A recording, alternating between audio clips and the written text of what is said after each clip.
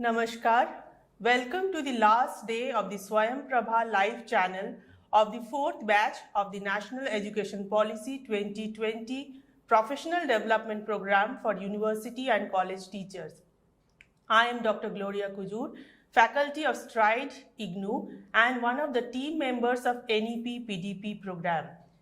Today we have with us Professor R. Bhaskar, Professor of Geology in the School of Sciences, IGNOU, and also the convener of the Working Group 2 of the NEP PDP program. Prior to joining IGNOU, Sir was Director of the Public Outreach and Chairperson of the Department of Environmental Science and Engineering at Guru Jambeshwar University of Science and Technology, Hisar. Sir has also been academic guest at a number of international universities. Sir, we welcome you to today's session on the topic Quality Academic Research. Sir, may I now request you to kindly deliver your lecture. Thank you, Dr. Gloria, for the introduction. Dear colleagues, I am very happy today to be among you to talk about quality academic research. I'll try to share some of my experiences. I'm sure all of you would have similar experiences, and we will see how NEP can help improve the quality academic research. Today is the 6th day, and by now these terms you must be familiar. Just only one slide, I am just giving a recapitulation. Multidisciplinary and holistic, you must have heard about this. Academic bank of credit, multiple entry, multiple exit. I just gave some things which are unique to this policy. And this Higher Education Commission of India will have 4 verticals: regulatory function, accreditation, regulations, and grants. So as you are seeing, UGC is giving, the regulatory bodies are giving number of guidelines. And when it's a dynamic system, when we are implementing a new policy, we are obviously going to get guidelines so that it helps us implement these policies. Even though guidelines may be coming, and it is natural for them to issue again, because when we work, there would be more some course correction taking place. But the fundamental things which should be very clear is the principles of NEP 2020 are based on access, equity, quality, affordability, and accountability. These are the basic principles around which the regulations will come. Now it is very important, though this policy is hailed as a game changer, visionary, and it has a long shelf life, we should not fall into the mousetrap syndrome. You may be wondering, what is this mousetrap syndrome? Some of you may be familiar. Since 1890s, the mousetrap was designed, and after that, more than 50,000 patents are there, and in US alone there are around 4,000 patents. But what has happened is the inventor thought that my product is good, so people will come and buy. But even today, if you go to the market, what do you buy? The one which was made, earliest one, it is a simple mousetrap in which you put some food material, and when it goes inside, because of the spring, it suddenly closes. So that is called the mousetrap syndrome. It is very important that as faculty members, we are fully aware of the NEP 2020. That is why IGNOU is conducting this program under the support of Ministry of Education. And the reason is, the first thing is to be aware, discuss, debate about it, and see how best we can implement. And as teachers, we know that there are a number of limitations and challenges. But given the limitations and challenges, the issue is how best we can implement it, keeping the intent and spirit of the policy. Now, today I would discuss about quality academic research. Now, if you see the definition of university in this document, university worldwide means a multidisciplinary institution of higher learning that offers undergraduate, graduate, and PhD programs and engages in high quality teaching and research. Now, this aspect is very important. If you remove research, then this would not be a university. The university, when you say the word, it is knowledge creation, it is research, and it is very important that it should be of quality, there should be academic integrity and honesty in the work. There are a number of case studies which we will be discussing. Now, research is very important for national economy. Go and see the countries which are rich. They are the ones which have invested heavily in research. Earlier was the time when you had a mineral wealth and you were rich. But today it is knowledge creation and technology that makes a nation great. USA, Germany, South Korea, Japan. So we have to become knowledge-based societies, and higher education forms the basis for knowledge creation and innovation, thereby contributing to a growing national economy. It is very important to invest in the faculty, in the institutions, in the students, so that the next generation, they can meet their aspirations. It's not only a question of economy. The current problems, what we are facing, requires creative thinking and out-of-the-box solutions. Now, there are some major challenges. If you see the document, it clearly says that there is less emphasis on research at most universities and colleges and lack of competitive peer-reviewed research funding across disciplines. Here we have to remember that this is the current state. Only the faculty, you will see that it is a number of systems which are in operation to get the best output. Now, governments have been improving the faculty conditions by giving incentives, career promotion schemes, giving training programs, HRDCs, giving programs like LEAP where one can go abroad, and several exchange programs. Despite all the things, what has been reported in this document is the faculty motivation in terms of teaching, research and service in higher education institutions remains far lower than the desired level. Now that means we have to find out why such a situation is there and how they can be improved. Now the document basically talks about three types of HEIs, higher education institution. One is research intensive universities. It is equal emphasis on teaching and research. The second one is teaching intensive universities where greater emphasis on teaching but still conduct significant research. Friends, let me tell you, whenever rankings are done, research component is very important. And if you see the international rankings, Times Higher Education rankings, QS rankings, if you see even the NIRF, and if you even see the NAAC gradings, research is an important component, and we should focus on this area to get our ranking and recognition in the society. And there is the third one, which is autonomous degree granting colleges. These are large multidisciplinary institutions of higher learning that grants undergraduate degree and is primarily focused on undergraduate teaching. But it does not say they cannot do research. They also do research.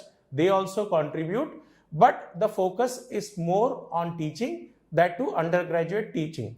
Recently, UGC has come up with guidelines where these autonomous, all colleges would be degree granting, and in due course, they would either become part of the university clusters or become universities. Ultimately, the policy aims that every district or near every district there would be a university.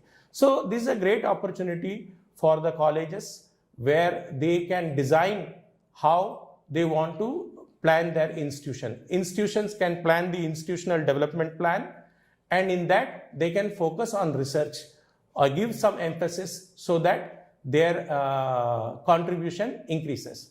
Now, this type of classification is not rigid. It does not mean that a teaching intensive university will not become research. It is a continuum. They can change. They have the autonomy. They have the freedom. Expectations of high quality of education, of teaching learning process will be the same.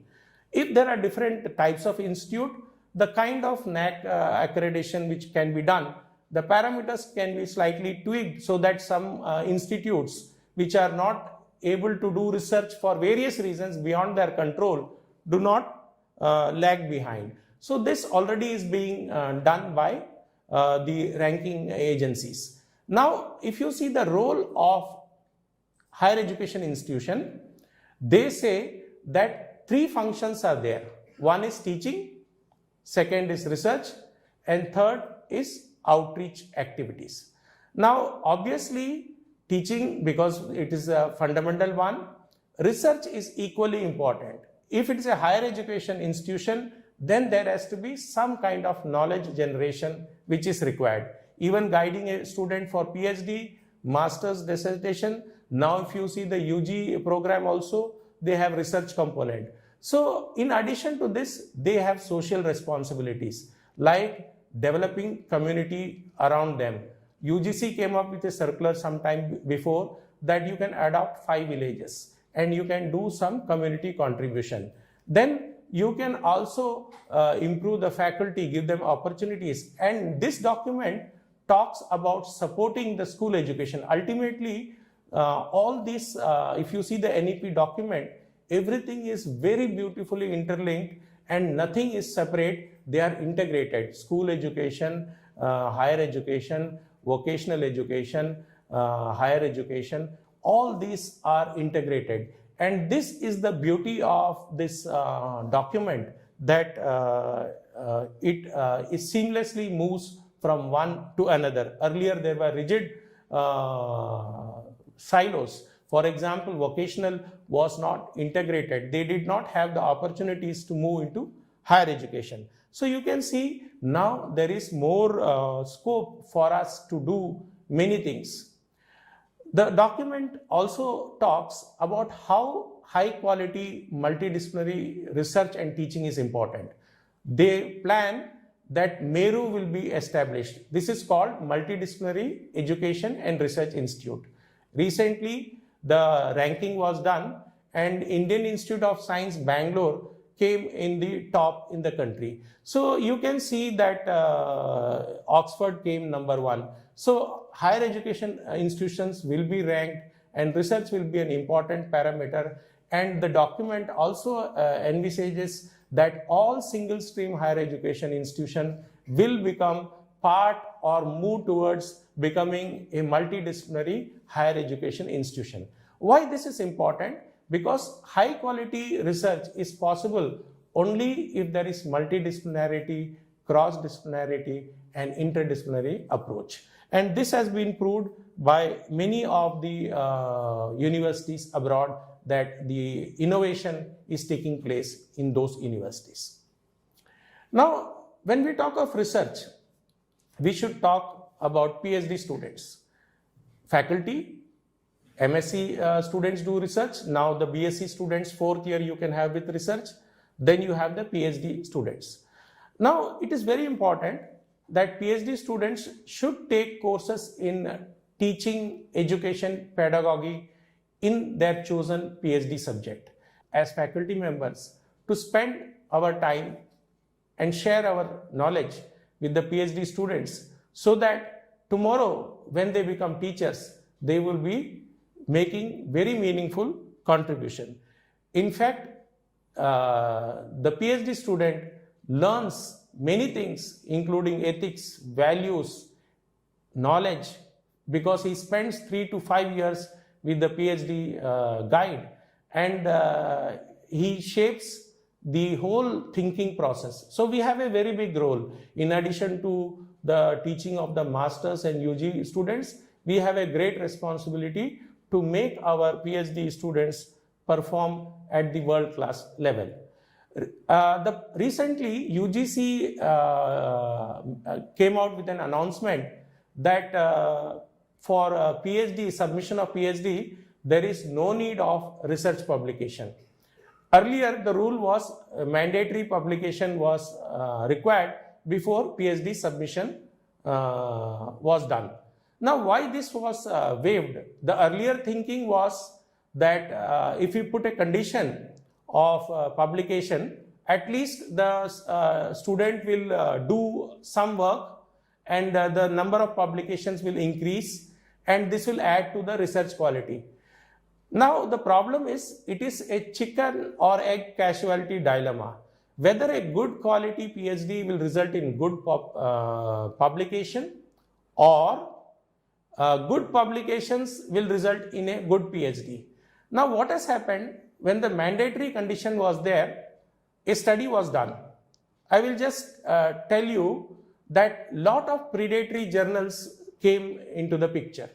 They capitalized the situation, and fly-by-night journals came, and students started getting their publication just to meet the mandatory condition. As a result, the quality suffered. So the 2016 PhD regulations, they had a cobra effect. Now, what is this cobra effect? When the Britishers were there, that time in Delhi, there were large number of venomous cobras.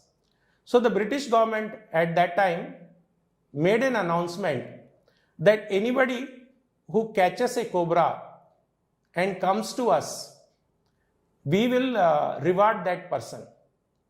As a result, the people started catching the cobra, giving to the government, got the reward.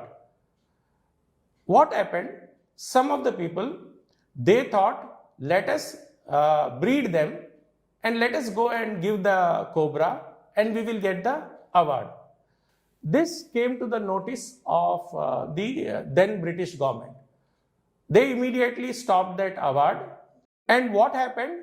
The people who bred these cobras, they felt that now they are no longer useful and that has to be released.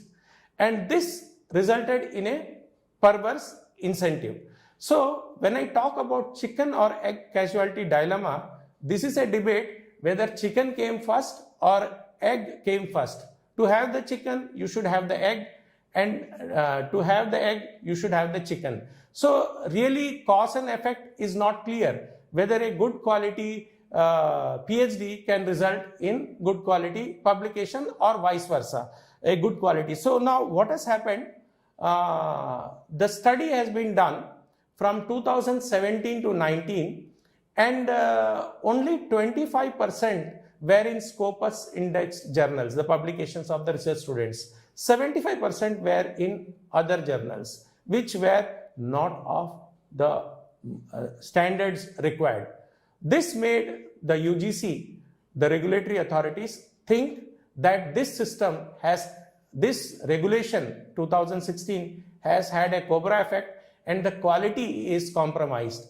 In my first slide, I showed quality is an important issue.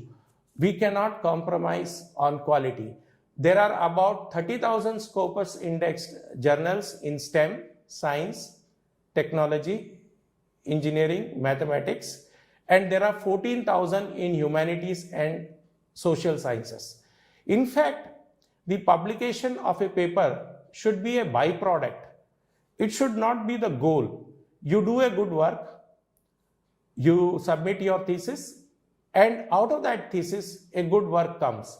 And sometimes what happens, publishing in good journals takes time. You must have experienced that when you have submitted, it can take 6 months or a year. And for a student who joins PhD, at the end of second or third year, he generates some data. And if he has to wait 1 or 2 years to get the paper published, then he gets desperate and he goes and gets it published in some low-grade journal just to fulfill the quality. So this current regulation removes the pressure from the student and makes the student focus on quality. Now the question is, will the quality come if the mandatory conditions are removed? Now, already quality is watched. If we are careful at each step, the first step, when the student comes, it is a partnership between the student and supervisor. They both discuss. Sometimes it can take 3 months, 6 months to identify a problem. And this partnership, because the supervisor has a great experience, he can guide properly. Then after that, when the topic synopsis is submitted, all universities have the research advisory committees where we have external experts who have made some mark in the field, have a name and authority in that area. They come and in front of them the synopsis is presented and the student gets the guidance and inputs from the committee. So here again the course correction is done. And most universities send the thesis to 2 examiners and some of them send to 3. There are some universities which send 1 abroad, 1 within India. So the reports come and reports also help the student to make corrections in the thesis if it has been indicated by the examiner, or sometimes the examiner informs that during the publication these things may be taken care of. So again there is an option for improving the quality. It doesn't end here. Once the report are favorable, the university then has the viva voce board. Again there are external experts coming here, questions are asked. Normally it is an open system where anybody can ask any question. It is a public hearing, like everybody participates. So you get the comments and feedbacks, and the student, when he makes this publication, he takes into inputs from these 4 areas between partnership between student and supervisor, research advisory committee, reports of external examiner, viva voce. If the student is not under pressure, he has submitted his thesis, then he can publish his paper in a very good journal. Here it is not the number of publications which matter. It is the novelty of the work. It is the creativity. It is the knowledge addition which we have to tell the student that is more important, and that should be imbibed in the student, that quality, that it is the quality that matters, not the number of publications one has. Now UGC thought quality can be maintained only if academic integrity is maintained. They came up with UGC regulations 2018, promotion of academic integrity and prevention of plagiarism in higher education institution. What happened when a study was done? Large number of papers were found to be plagiarized, and there were many famous case studies where it put India in a bad situation, and there is retraction watch. Even today several thousand papers are retracted, and it is very humiliating for a researcher to get the papers retracted. Now I am reminded of a story which is of a famous king who never wanted to miss the bullseye. He used to take the arrow and he used to hit, and that has to go in the bullseye. And what he did for this, he told his servants, his helpers, that wherever the arrow falls, that is the target. So they used to make circles around that arrow. So it is a kind of fabrication, falsification, plagiarism. These are all academic misconduct. And if there is academic misconduct, we cannot maintain the quality academic research. We cannot maintain the quality. So UGC informed that we should create awareness about responsible conduct for research and promote academic integrity. Many of them may not be aware that we cannot take sentences or paragraphs without giving as such. And even if you take the source attribution has to be given, the author's credit has to be mentioned, otherwise it amounts to stealing their work. So UGC wanted the prevention of plagiarism, and for this the faculty had to be informed. There was need for education and training to facilitate this responsible conduct. So UGC thought that many teachers may not be aware, because still there are many institutions where they may not have the software where they can check, they don't have the technology, tools and training. For example, there is Urkund, there is Turnitin, there are other softwares which one can use. Then University Grants Commission directed HEIs that they should detect plagiarism during submission of thesis or during submission of papers, and they should set a prevention mechanism so that when the paper is submitted, thesis is submitted, it is free of plagiarism. At least it is not lifted from elsewhere.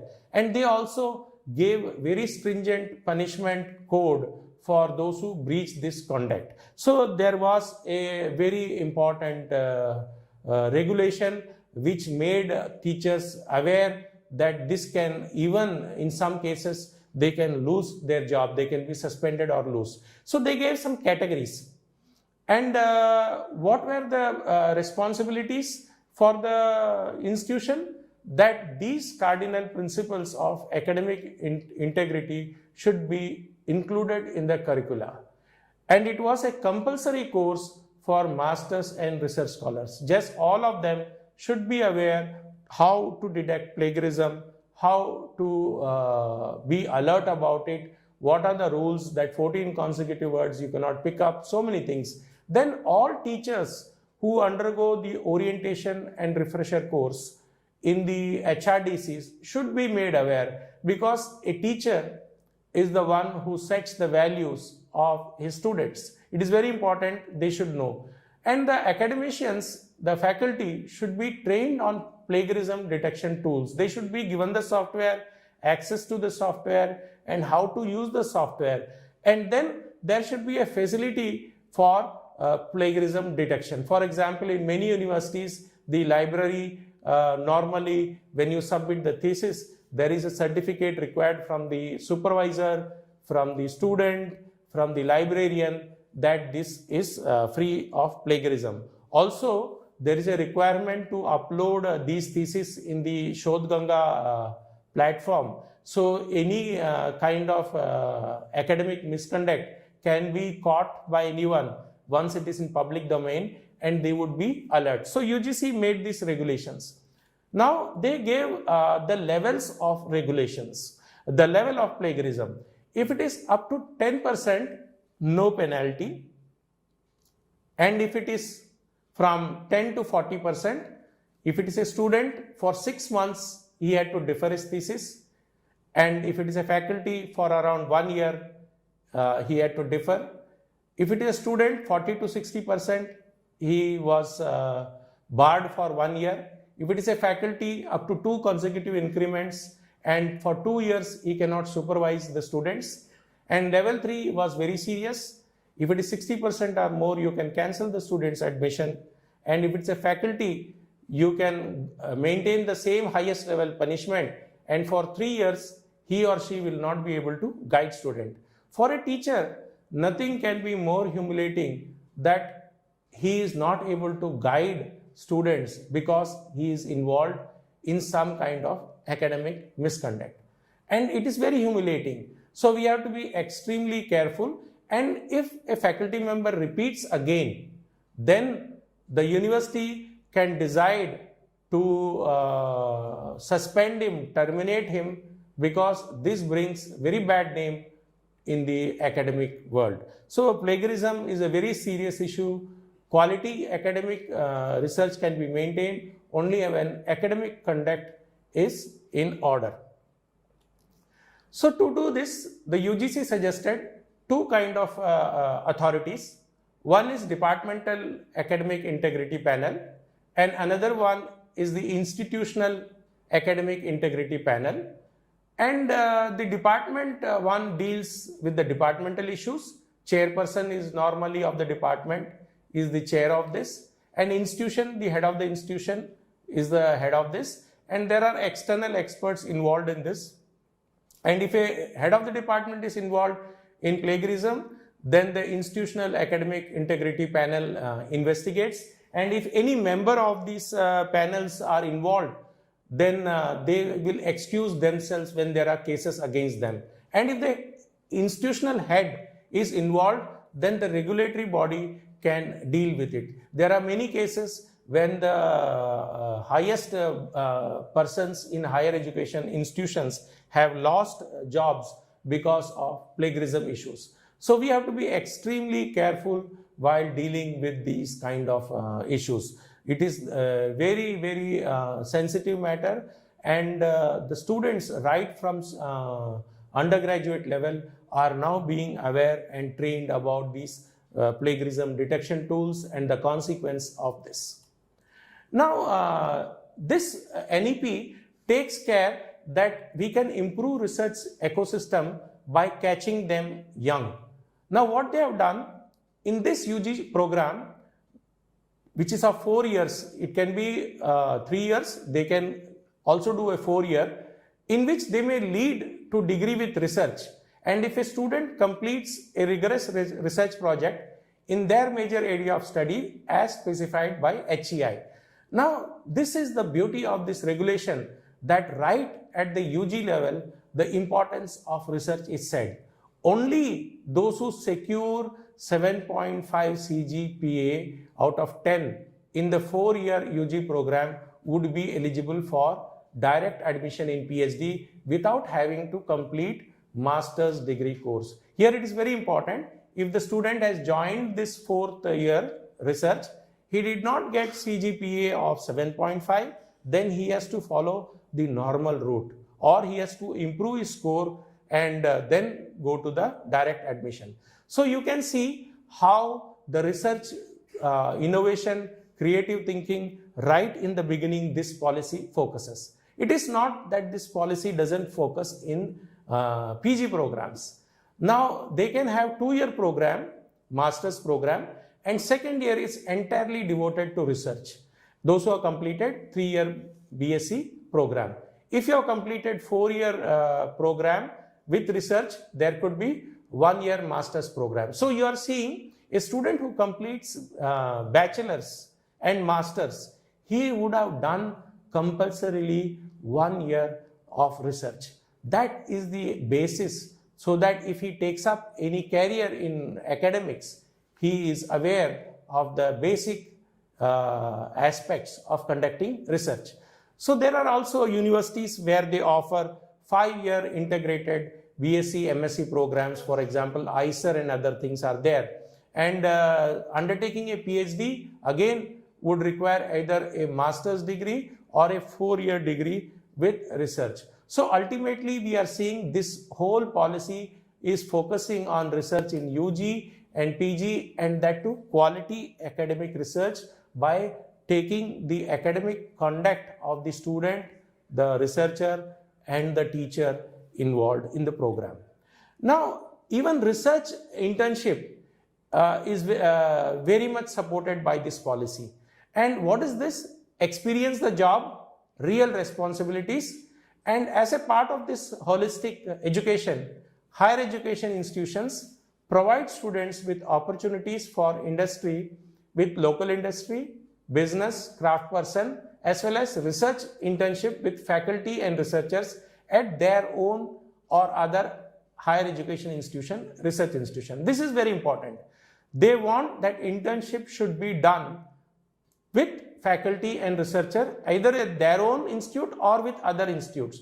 So what is this? This is experiencing the job, the real responsibilities. Students will engage in the research, practical side of their learning, and as a byproduct, not only their creative skills will improve, they will also improve their chances of getting employment. One of the important issues to be addressed is also the employment. Either they should be having the skills to get employed, or they should have the skills to create employment opportunities. So NEP provides a number of opportunities for the students to develop as per their own capacities, as per their own pace, and opportunities to do all this. Now, even if you see internationalization, this NEP document promotes research through internationalization. Now, we want India to be a global destination, and we want India to be a Vishwaguru.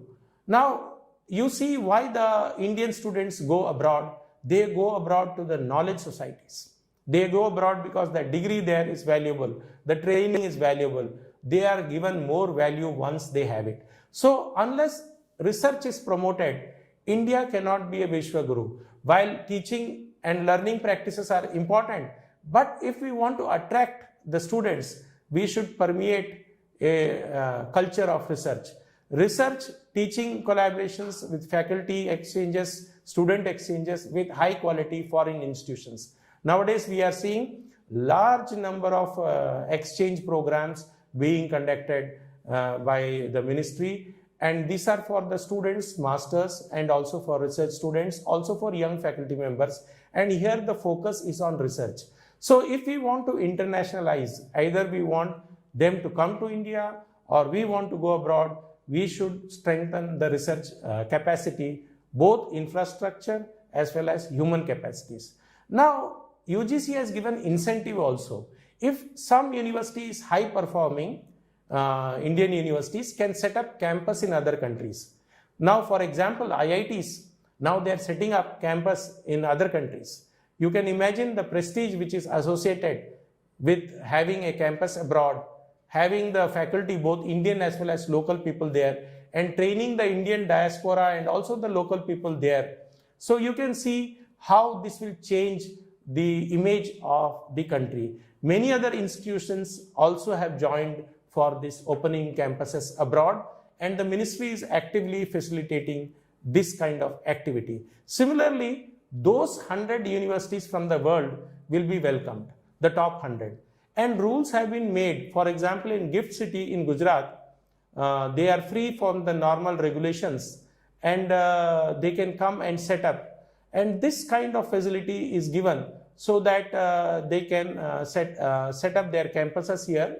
And the condition is the degree will be the same, the content curricula will be the same, the value will be the same, so that you will have the Indian students getting the same training if they set up here, instead of losing so much money in foreign exchange and going to other areas. Similarly, India can also gain foreign exchange or revenue by setting up campus abroad. Here again, if you want to promote internationalization, research is very much essential component. Now, research is again taken care in the policy because it takes care that student teacher ratio should be reasonable. It should not be high. Suppose the student teacher ratio is not favorable. In most colleges and universities, which is the case, there are teachers with departments with single teachers or two teachers. They do not meet the even UGC minimum requirement of lecturer, associate, and professor. So what happens? That teacher is engaged in teaching so many classes over and above the prescribed norms, and time for conducting research is not there. So the research suffers. So it is very important. If, as I said, it is not a single factor which determines why a faculty is not contributing to research. The local conditions may not be favorable, though the teacher may want. But if you are occupied with students, I am aware of many departments where there are single faculty in many universities or two faculties, and morning to evening they engage the student, and there is no time to conduct research or guide. And normally the guidelines also say that faculty normally should not be transferred, because they should develop an attachment and develop labs and infrastructure so that they feel a sense of belonging. The policy also talks about competent, capable, committed, and creative faculty. It says energetic faculty. Now, if you want the faculty to conduct innovative teaching and research, you have to empower them. You have to see that they are given the best opportunities. they have to be trained so that they will be the motivator and enabler to do the outstanding creative work. Faculty is the linchpin of any academic institution. The right recruitment of faculty, the right promotion strategies are very important, and that will encourage the committed teachers to do the research. Just like we have ease of doing research, ease of living, for example, recently government has given for pensioners, there should be ease of doing research. We are all teachers and we know when we take a project how much hassles are there, administrative hassles, because of the inherent limitations in the system. These things should be made easy so that the teacher is enthusiastic to take up projects and contribute to research and thereby to the national economy. Then this program, NEP, also takes care, if you are a good researcher, this document says there is fast track promotion. This is a VIP route. That means you will have less of red lights in your area. HEIs clearly say that independent, transparent process and criteria for faculty recruitment. They also say that there will be a fast track promotion system for recognizing high impact research and contribution. This is a welcome step for encouraging those teachers to contribute so that they are recognized.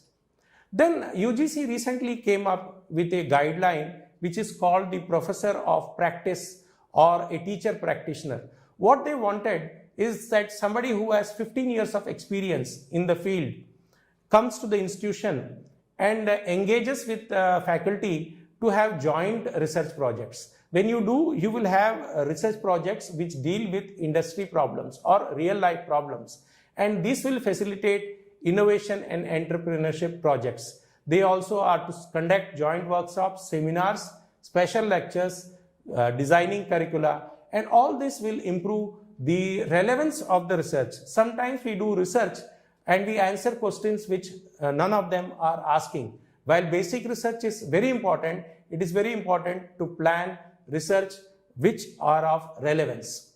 Now, research and its relationship to teaching. Throughout the world, the best universities, if you take up, see the ranking, the best universities are where teaching and learning process are occurring along with a culture of research and knowledge creation.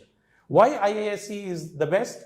Because they are having the knowledge of culture and research. IITs they are having, because this culture of research and knowledge. Now recently in the ranking which has come, some of the new universities, including private universities, have come, and it is a very good sign that given the right atmosphere, any university can achieve the higher levels in the research. Now, much of the very best research in the world has occurred in multidisciplinary setting. That is why this policy talks about multidisciplinary approach. Now, the whole policy talks about setting up National Research Foundation. Why? This body will set up a culture of research to permeate through our universities. And this NRF will fund all disciplines, and it is not going to bar any discipline from getting the funds. And what is the current status? In India, we are only spending 0.69% of GDP, whereas in US, we are spending 2.8% of GDP, 4.3% in Israel, and 4.2% in South Korea. The policy says up to 6% of GDP, and the government and the authorities hopefully would increase this so that the research infrastructure and facilities can be created. Now, boosting is very important, and NIRF will set up incubation centers, technology development centers, centers in frontier areas of research, cross-disciplinary, interdisciplinary, transdisciplinary research, including humanities and social sciences. Now, activities, obviously it will fund competitive peer research grant proposals. It will support state universities and colleges and universities which are in nascent stage, and they will mentor them. They will liaison between researchers and other branches of the government. They will recognize outstanding research and progress. Now, how can you recognize outstanding research? By awards, prizes, seminars on award winning, award doctoral and postdoctoral fellowship, award early career researchers in all thrust areas, awards in name of eminent scientists, and breakthrough awards in all areas. Then also institution of NRF Industry Award, Book Publication Award, Best Knowledge to acknowledge the government department, etc. Innovative Competition Awards, Prize Efforts, etc. There are several strategies. They will fund all the disciplines. Some of the action areas are done. And these have been fundamental research, applied research, innovation, etc., capacity building, and all these things are done. Now they will encourage the state universities, they will support up to 2040 so that the state universities can reach up to type 1 or 2. They will establish NRF chairs in cross-cutting areas. So these are some of the proper, they will liaison with other researchers, branches, etc. So these are all the strategies which NEPA has identified. They will develop culture, they will develop videos of eminent scientists, series of lectures, and international scholars will be encouraged to come, organize all these seminars. So many things which are being done or planned to be done by giving these kind of things, creating clusters of excellence in various institutions. So the intellectual property will lie with the author in accordance with the best international practice, and government can use this without payment of royalty. Now implementation will require a very big challenge because it is interconnected, interrelated, and interdependent. We have to see the spirit and intent, we have to implement in phased manner, we have to see the comprehensiveness in implementing. Education is a concurrent subject, state and government should be doing together, resources are important, all these things are there. Rankings, research is important, NIRF, NAC, etc. If we want to be a Vishwaguru, we have to have a valuable, varied and vigorous research ecosystem, and talent and technology will be the deciding factor. Thank you very much, learners.